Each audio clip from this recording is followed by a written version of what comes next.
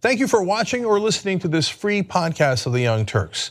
We want to make sure that you get some portion of the show every day, but if you want the full show, which is actually 5 segments, come become a member and support independent media as well. tytnetwork.com/join. Meanwhile, enjoy the free podcast.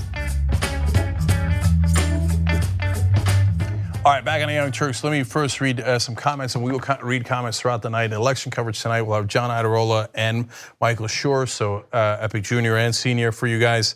Lyle and hashtag TYT Live to always talk to us throughout the show, or use YouTube Super Chat, which also helps the show. Okay, Lyle Miller says, remember, Trump is all about projection. It wouldn't surprise me to eventually find out he was born in Kenya. Lyle, that would probably surprise me, but it's a funny thought anyway. Carrie G says, I can't visit in person, but I sent the red hen a tip today from Texas. That's funny.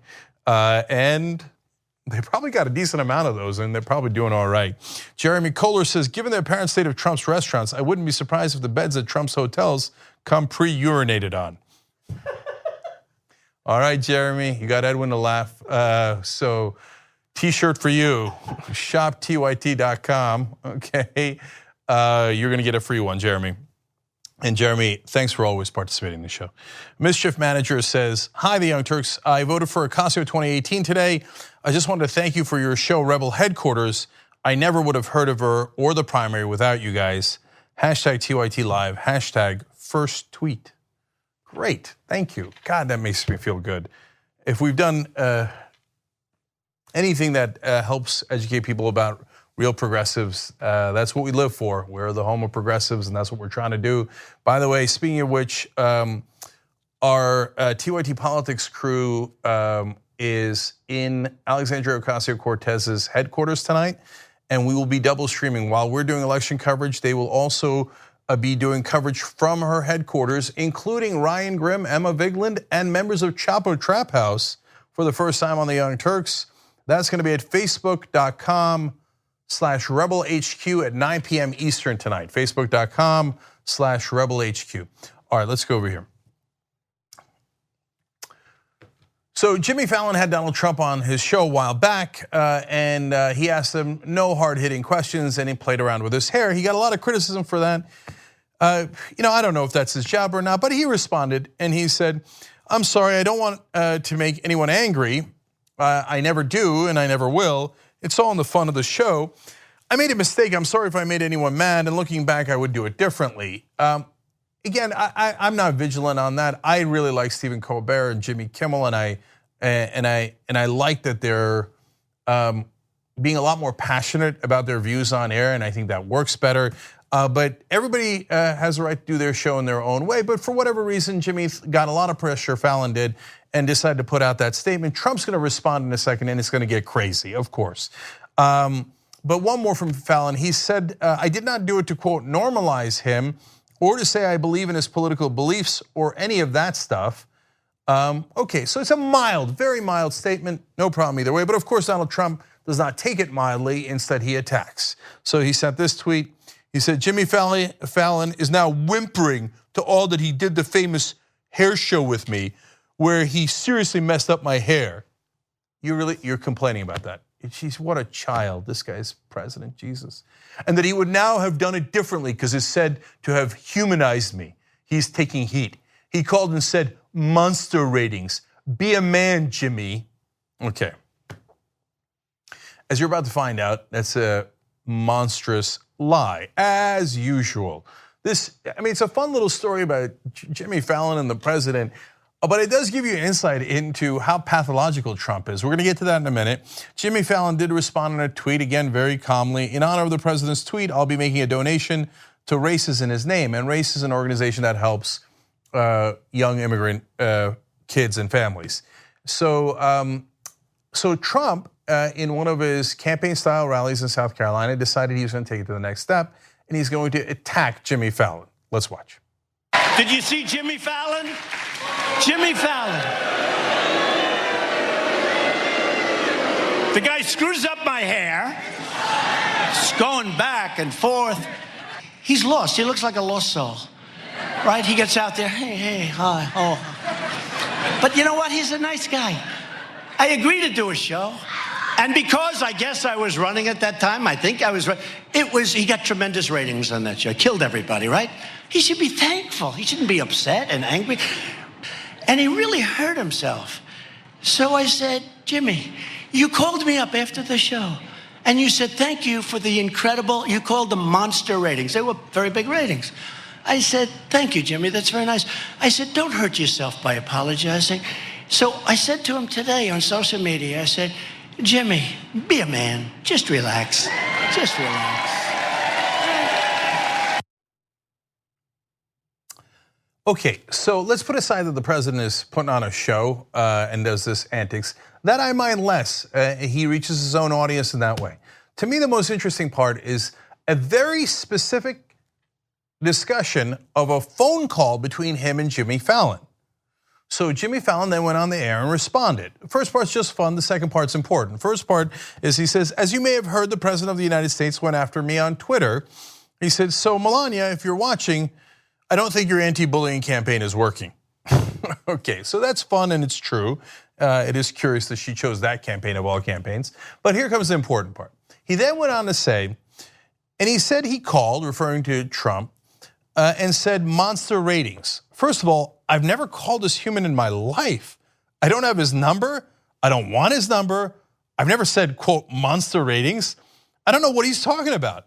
By the way, Donald, I don't know if you've seen my ratings the past 2 years. You didn't help my ratings. But really, thanks a lot. Thanks for nothing. So now who do you believe? You believe Donald Trump or you believe Jimmy Fallon? Because they say completely different stories. One says, I called him and Jimmy Fallon thanked me for his monster ratings. The other one says, I don't even have his number. I've never called that guy in my life. Now, any reasonable person knows Jimmy Fallon's not gonna make that up. He's not even a political guy. I don't even know what his politics are and I don't care about his politics. He got heat for not being political when he had Trump on. You think Jimmy Fallon would make up a story about how he didn't call Donald Trump when in fact he had? That seems inconceivable. So think about it, what a pathological liar the president is. So out of whole cloth to make up a story. Oh yeah, then afterwards he calls me and he says, thank you, Mr. President, for my monster ratings. Yeah, he called me, yeah, that's it. Yeah, he told me that, yeah. What a loser. What a sad, sad little baby. To go around to pretend that people call you, and he still can't get it through his head. You knucklehead, you're the president. I know you're obsessed with television and ratings and oh, that's the host of the Tonight Show. You're the president, you're more powerful, you're bigger. But no, he can't help himself because he's a pathological liar. Oh yeah, he called me. That very important person called me and wanted to tell me how great I was. Yeah, that's the ticket. And all these schmucks out there, Trump voters, they eat it up. Oh, like, yeah, I bet he did. I bet Jimmy thanked him for it. Idiots, total suckers. All Trump ever does is run scams. And his last scam is on you. Okay, now we're moving on. Let's go to Maxine Waters. Now it's getting more and more serious as we go along. Okay. Now, a lot of people are upset about what Maxine Waters said about Republicans and bothering them in public. So I want you to have the full context. We're gonna show you what she said, and then I'm gonna show you what Donald Trump has said in the past. Let's watch. Let's stay the course. Let's make sure we show up wherever we have to show up. And if you see anybody from that cabinet in a restaurant, in a department store, at a gasoline station, you get out and you create a crowd. And you push back on them. And you tell them they're not welcome anymore, anywhere. Now, she didn't say punch them, she didn't say assault them. She said the worst thing she said was push back on them. But you could tell within the context of the conversation she means, and by the way, you might disagree with this, and I don't love it. And I've had that debate on the show, yell at them or tell them that they're not welcome, okay? But the context of her quotes is self-evident and you just saw it for yourself. Now, 24/7, cable news goes ballistic. Every Democratic leader goes out there and bows down and apologizes. Oh, Maxine, oh my gosh, she started it, it's so uncivil, it's so uncivil. We need to talk about a relatively new show called the Republic, or UNFTR. As a Young Turks fan, you already know that the government, the media, and corporations are constantly peddling lies that serve the interests of the rich and powerful. But now there's a podcast dedicated to unraveling those lies, debunking the conventional wisdom. In each episode of the Republic, or UNFTR, the host delves into a different historical episode or topic that's generally misunderstood or purposely obfuscated by the so-called powers that be, featuring in-depth research, razor-sharp commentary, and just the right amount of vulgarity. The UNFTR podcast takes a sledgehammer to what you thought you knew about some of the nation's most sacred historical cows. But don't just take my word for it. The New York Times described UNFTR as consistently compelling and educational, aiming to challenge conventional wisdom and upend the historical narratives that were taught in school. For as the great philosopher Yoda once put it, you must unlearn what you have learned. And that's true whether you're in Jedi training or you're uprooting and exposing all the propaganda and disinformation you've been fed over the course of your lifetime. So search for UNFTR in your podcast app today and get ready to get informed, angered, and entertained all at the same time.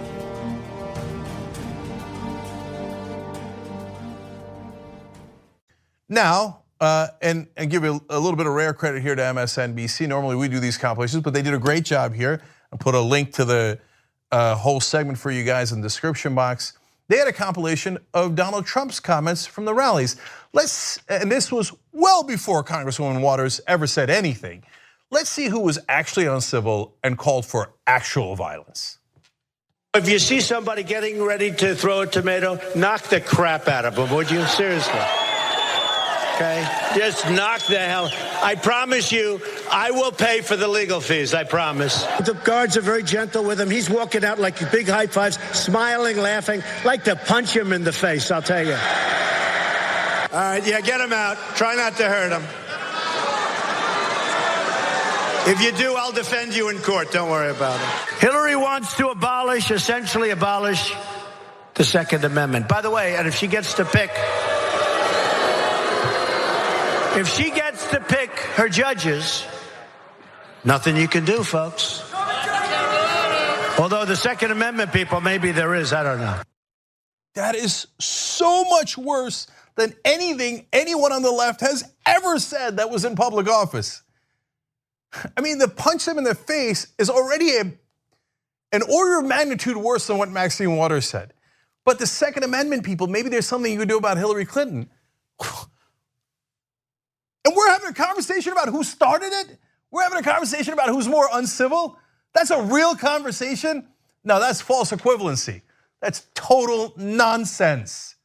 Now, one of the reasons why the mainstream media cares more about what Maxine Waters said and less about what Trump said is because Maxine Waters went after people that are in the elite, in the establishment. Those are Trump administration officials. Protesters, that's just you guys. He encourages people to punch you, assault you. That's not as important, is it? Right? Now, to be fair, a lot of people did criticize Trump for those things earlier. And again, here, credit to MSNBC for putting that compilation together. But to have a conversation about comparing Maxine Waters' comments to Donald Trump's is already outrageous. But to pretend that Maxine Waters is the one that caused the lack of civility in America is over the top outrageous. Now, one last thing, in case you're wondering, has Maxine Waters ever suffered from violent threats from Donald Trump supporters? Well, I'm glad you asked. There was Anthony Scott Lloyd who called in and said this to Maxine Waters, and it was captured on our answering machine, and then the police went and talked to him because he said, if you continue to make threats towards the president, you're going to wind up dead, Maxine, because we'll kill you. Of course, he also threw in the N-word and did anti-gay slurs, but she already got those kind of threats. Now, and if you're a person involved in this controversy, you might know that, but nonetheless, Trump, undeterred, went on to tweet this. Congresswoman Maxine Waters, an extraordinarily low IQ person. Now that is hilarious coming from Donald Trump. I don't know if his IQ is in the double digits. Anyway, he continues, low IQ person has become together with Nancy Pelosi, the face of the Democrat Party. By the way, Nancy Pelosi denounced her, but he doesn't care about the truth anyway. She has just called for harm to supporters, of which there are many, of the Make America Great Again movement. And then he adds ominously, be careful what you wish for, Max. To a person who's already received death threats from his supporters. Now, you telling me Maxine Waters started the problem? That's really the conversation that's going on cable? No. No, we know who started this. And there's a reason why people are acting out in the streets and in restaurants and in movie theaters and all across the country. We have given them no outlet. The left has been pushed and pushed and pushed. And overall, the American population has been pushed by the establishment and given no outlet. Your votes don't matter as much anymore. The donors rule everything, and 93% of Americans believe that the donors are the ones that the politicians listen to, not the voters. So if you have no democratic outlet, eventually things are going to burst. It's a bad idea. I don't want it to happen. But this is exactly what we warned the establishment about. And they thought, no, there are no pitchforks. Well, I got news for you. There are pitchforks. And it's not a good thing. But now, apparently, both sides have them. Okay. All right, now, last story for you guys in this segment. So Donald Trump has been making a lot of outrageous statements and has pushed hateful rhetoric about immigrants. Well, unfortunately, that has rubbed off on his supporters who either feel this way because he's been saying it over and over again, or now at least feel emboldened to say what they thought all along. And we have another case of that, of a white woman confronting a Mexican man in California. I mentioned the races here because she is going to make them relevant. Let's take a look. I don't know why you hate us. Why do you hate us? Because we're Mexicans? We're honest people right here. Yeah, rapists. Rapists? How many people have I raped? How many drugs have I dealt? Huh? Oh yeah? Yeah. You believe everything you see on the news? Yeah. You see how we're working hard right here? What you're doing. You're also pulling it in everybody else's yard. No, dígale, ella está viendo, dígale. Look, here. Dígale, ya vio que acabamos. Come here, little boy. No. Come here, little boy. He was in the middle of working, man. And she comes up to him, she picks this fight, and he says, is it because we're Mexicans? She says, yeah. And he said, we're honest people. And in case you didn't hear it, she laughed and said, haha, yeah, rapists and animals. Drug dealers, that's what she said. Gee, I wonder where she might have gotten that from. Let's take a look. When Mexico sends its people, they're not sending their best. They're bringing drugs, they're bringing crime, they're rapists. I used the word rape. And yesterday it came out where this journey coming up, women are raped at levels that nobody's ever seen before. But we're taking people out of the country. You wouldn't believe how bad these people are. These aren't people. These are animals. I called them animals the other day, and I was met with rebuke. They said, they're people. They're not people. These are animals. Gee, I wonder where she got that idea from. This is how demagoguery works. You put out propaganda dehumanizing other class of people, and you say it over and over again until all of your supports start believing it and then saying it to people and then trying to intimidate them. And today we're having a conversation about which side is uncivil. They call immigrants animals and rapists and drug dealers, and they do it in front of their face. Now, Maxine Waters made a slight comment about Trump administration officials, and everybody went ballistic. But that guy right there, his name is Esteban Guzman, he has no power. So there's no cable news host coming to defend him. There's no politicians coming to defend him. How many Esteban Guzmans are there in this country that didn't wind up recording the incident, that get this kind of hateful, vile racism directed at them every day because of the stuff the president says? You know what she said at the end? She said, "Come here, little boy. Come here, little boy."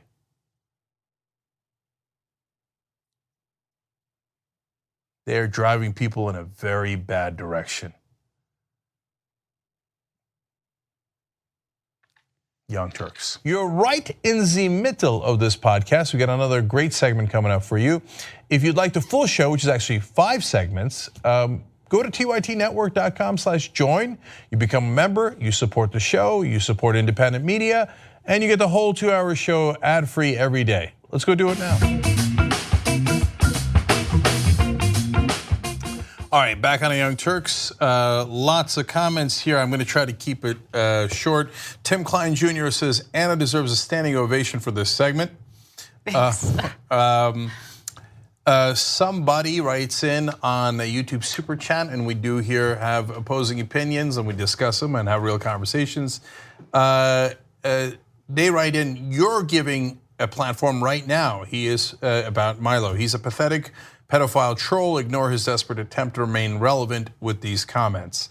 So I hear you, and we have those debates internally as well. Yeah. But unfortunately, we're fighting a losing battle against the media that finds all that stuff catnip. So it's time to strike back and get in the game. And so that's the direction we went. Finally, Daniel Stepp says on YouTube Super Chat, all I can afford currently. At TYT, we frequently talk about all the ways that big tech companies are taking control of our online lives, constantly monitoring us and storing and selling our data. But that doesn't mean we have to let them. It's possible to stay anonymous online and hide your data from the prying eyes of big tech. And one of the best ways is with ExpressVPN. ExpressVPN hides your IP address, making your active ID more difficult to trace and sell to advertisers. ExpressVPN also encrypts 100% of your network data to protect you from eavesdroppers and cyber criminals. And it's also easy to install. A single mouse click protects all your devices. But listen, guys, this is important. ExpressVPN is rated #1 by CNET and Wired magazine. So take back control of your life online and secure your data with a top VPN solution available, ExpressVPN. And if you go to expressvpn.com/TYT, you can get 3 extra months for free with this exclusive link just for TYT fans. That's expressvpn.com/TYT. Check it out today. Referring to the $10 that he gave through YouTube Super Chat. And Daniel, we really, really appreciate it. But you guys deserve it for finally calling out Dave Rubin. You guys should have on either Sam or Michael from the Majority Report to speak on his funding. Well, Majority Report talks about that all the time, so you should check that out for that purpose. And yeah, I just want to jump in on that. So look, he was a really good friend of mine. He meant a lot to me. I was at his home every weekend with my now husband, and when all this went down, it totally blindsided me, and it was super hurtful, and it took a long time for me to kind of deal with it and get over it, you know? But I refused to badmouth him on air, even though he was badmouthing us like crazy. He went on Rogan's show, badmouthed us on Rogan's show, and it was hurtful. And every appearance, he badmouthed us, every single one. And we held back until now. Anyway. Yeah. So, look, I didn't mean to cut you off. No, it's okay. Yeah. I just, and I wanted to be the bigger person and just not attack him publicly. But I just keep seeing him deceive people and then prop himself up as this intellectual, and how what he does is so important. What he's doing is destructive, and he deserves to be called out. And it's a joke. Okay, now back to the elections that are happening today. Colin Behrens writes in on YouTube Super Chat, voted in my first primary today for Ian Golden, a Justice Democrat. Thanks, TYT, for your work. Thank you, Colin. Really, really appreciate it. I want to remind everybody the polls have not closed yet. They're half an hour from closing in some areas, but we've got Colorado, Maryland, New York, Oklahoma, and Utah voting today in very, very important primaries. I want to quickly read you the Just Democrats you're seeing there. Syra Rao in Colorado's 1st District, Stephanie Rose Spalding in Colorado's 5th, Michael DeVito in New York's 11th, Alexandria Ocasio-Cortez in 14th of New York, Jeff Beals in New York 19, Patrick Nelson in New York 21. That's a really interesting race where Dylan Ratigan is in the same race. We'll talk about that in our election special coming up in half an hour. And Ian Golden in Colorado's race as well. And then you've got Ben Jealous, who's running for Maryland governor of Maryland, and Roger Manno, a very good, great liberal in Maryland's 6th district against a big moneyed guy. So if you're in any of those states, please vote. And we've got a giant election show for you guys. Man, if those progressives win tonight, it is going to be fantastic. If they lose, it's going to be heartbreaking. So we find out tonight. Make sure that you tune in starting at 8 o'clock Eastern for our election coverage. All right, Anna, what's next? All right. There have been a number of protesters who have showed up to the DC apartment of Stephen Miller, who's the very Trump advisor who pushed for Trump's zero tolerance policy, separating children from their parents as they seek asylum. And Elaine, Chao and Mitch McConnell were also targeted by protesters as well. Now, I want to be clear, none of these protests got violent. None of them were even large protests. No one got touched in any way, but there is, some issue with people showing up to people's homes. Now, that's a debate which we will probably have. But first, let's start off with the video of the protesters in front of Stephen Miller's DC apartment.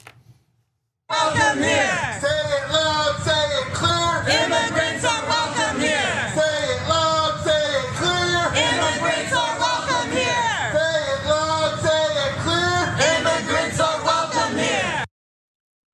So there it is. I mean, it seems like a very secure building. It doesn't seem like he was in, actually he wasn't even home. Let's keep it 100. Yeah, he was out in business. He was not there. Right, business. Yeah, out destroying people's lives. Okay. Yeah, that's his business. And then there's the video featuring Elaine Chao and her husband, Mitch McConnell. The protesters approached them after they left an event at Georgetown University. We have a video of that, and I enjoyed Elaine Chao's response to the protesters. I'm going to be honest. Take a look. Why are you separating families? Huh? Why are you separating families? Why are you separating families? Why did you leave my husband alone? Why are you separating families? Why did you leave my husband alone? I'm not trying to disrespect you, but why is he separating families? He's not. I'm not trying to disrespect you. I'm not trying to disrespect you. He's separating families. He's separating families. You did No. How does he sleep at night? How does he sleep at night? It is not a legal assignment. How does he sleep at night? It is not a legal assignment. So I have a nuanced opinion on this, and Anna, you're in favor of protesters doing this stuff in public. And by the way, she says leave my husband alone, but I'm sure the protesters were targeting Mitch McConnell, who's the leader of the Republicans in the Senate. But Elaine Chao is also a Trump administration official, so they might have been talking about you too. Yeah. She's in Trump's cabinet, and so look, in some ways. We did this a long time ago, as I've explained on the show before in post games and old schools, which you can get if you're a member, tyt.com/join to become a member and get all of our shows. Dave and I were on a plane once with a Bush administration official. I kept getting his name wrong. It's Dan Bartlett, okay? Mm-hmm. And Dave, before we got on the plane, had told him, you've done great damage to the country, but he had his earphones in and he wasn't sure he heard it. So as we got onto the plane and Dan Bartlett was in first class, we were in coach. As we're going back, I said, you've done great damage to our country. And he said, yeah, I know, your friend told me already. And I said, you shouldn't have let Dick Cheney roll over you guys, because he was not the most conservative out of the Bush White House, but plenty conservative enough. Right. So to me, saying that in public without getting hostile is obviously perfectly acceptable. I've done it in the past. Mm-hmm. And there's been plenty of right-wingers who've done it to me and yelling at me at airports way louder than you've seen in left-wing protests or anything certainly that I did. But I am worried about going to people's homes. I think that does cross a line. If somebody's afraid to come out of their house, especially if they got a family there, I'm worried about that, man. So I'm not convinced that that's a good idea. Yeah, I hear you on that. So far, from what I've seen, I'm comfortable. Like that video, no one's threatening physical danger or harm to anyone. But I also hear you. I mean, how far will it go? I mean, at what point is it going to go too far? I do think about that, and I do think that it could be a slippery slope, even though I don't really like slippery slope arguments. But look, with all that said, the reason why I'm starting to be more open or receptive to these forms of protest is because what we've been doing has not worked. And we keep getting this messaging from the establishment and also from Republicans, Trump-supporting Republicans, that this is going to backfire. This is not going to work, right? You need to stop this. No, we're not going to stop it. We're not going to stop it because no one's interested in a civil debate. No one's interested in debating the facts. No one's interested in talking about what's really happening in the country. To me, this administration is putting our entire constitution and system of government in jeopardy. Trump wants to do things unilaterally. He wants to, do away with judges, do away with having to, deal with Congress. And it's unacceptable. He is solidifying his own power and causing untold harm to all these innocent people. No, I can't have it. I can't have it. I know this is a crazy thing to even bring up, and I don't think that our society is headed in this direction. But when I watch Handmaid's Tale, this is not a spoiler, but in Handmaid's Tale, they're in this dystopian society, right? And the women who are suffering in this dystopian society keep having flashbacks to when they were still free, but things were kind of starting to fall apart. And they were still kind of complacent. They didn't like what was going on, but they didn't want to get involved in protests or ruffle feathers or stir the pot. And then before they know it, they lose their freedom. And I'm not saying that to fearmonger. I'm saying that because it is possible for a democracy to be destroyed. And I'm concerned about that.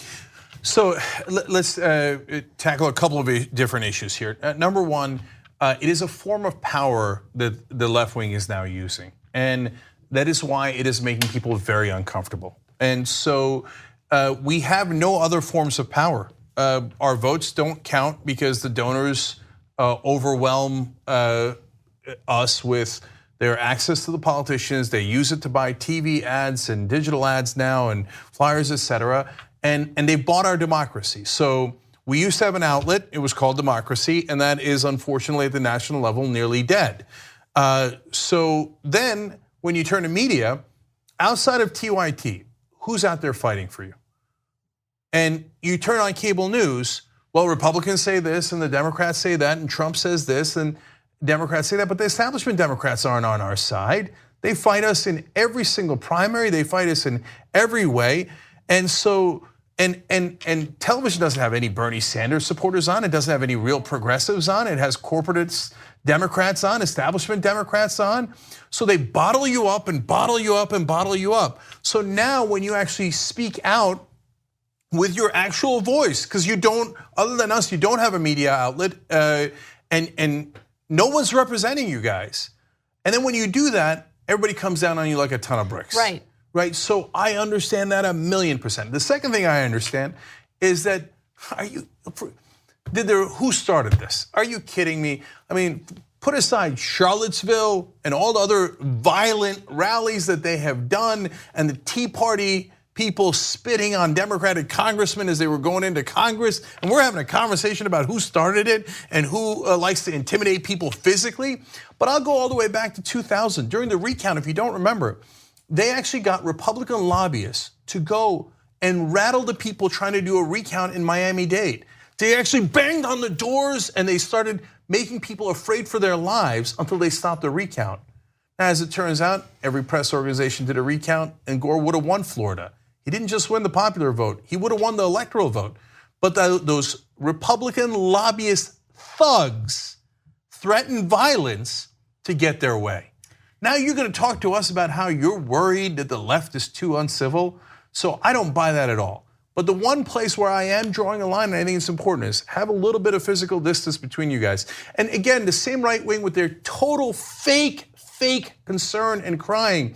You're the ones who send people to clinics to yell at poor women who are making the most difficult choice of their lives, and you're trying to get between them and the doctor, and you hold up horrific pictures and you get right up in their grill and their face and you try to intimidate them with your physicality, and then you're telling us that you're worried about the left wing being too physical. No, hell no. The right wing doesn't get to complain about anything given their track record.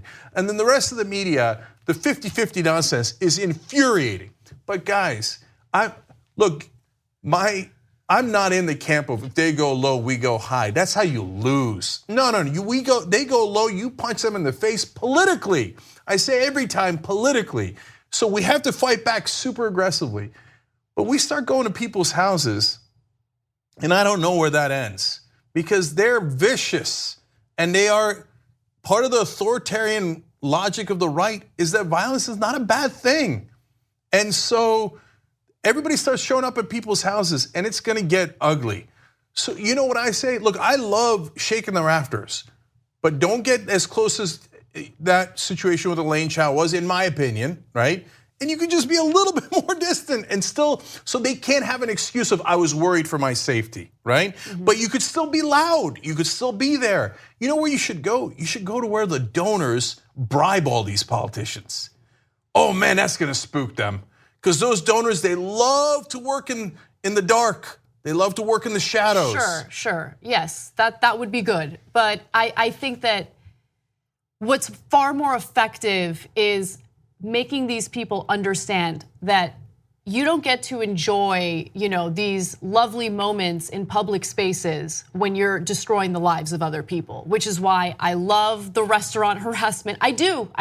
I'm sorry. And look, I would not be saying this if we're just dealing with Republican lawmakers that we disagree with on policy. There are people on the right that I disagree with, but I don't find them to be deplorable human beings, right? We just have different perspectives, different interpretations, different policy ideas. I would be very much against this if we start going after people over those types of issues. My issue with the Trump administration is their utter disdain for a democratic system. That is my issue, and how their disdain for that democratic system has translated into all of this cruelty and harm toward innocent people. That is my problem. All right, we're gonna ask you guys too, because I'm genuinely curious about your opinion. That's when we ask you guys questions. So the question in this case is, should people protest outside of Trump administration officials' homes? Yes or no? If you're watching on Facebook, I think that'll pop up in the video, and we'll have that question everywhere for you guys. Should people protest outside of Trump administration officials' homes? So for whatever it's worth, that's where I would draw the line, and I don't want to get too close to a situation that could create any kind of physical confrontation. But if you're seizing power back by showing up and making your voices heard, it's about time we did something. And if we've been shut out from political power and media power outside of the Young Turks, well, this is the only thing that's left. And so, but please keep a distance. All right, take a break. One more break, guys, and important Supreme Court decisions, very important ones when we return. Thanks for watching or listening to this free version of the Young Turks podcast. You know that the full show is at tytnetwork.com/join. If you become a member, you get the full show ad-free. We love you for watching or listening. Either way, there's gonna be a new free podcast tomorrow. You can keep on doing that. But if you wanna get the full show ad-free, tytnetwork.com/join. Thanks for listening to the full episode of The Young Turks. Support our work, listen ad-free, access members-only bonus content, and more by subscribing to Apple Podcasts at apple.co/TYT. I'm your host, Cenk Uygur, and I'll see you soon.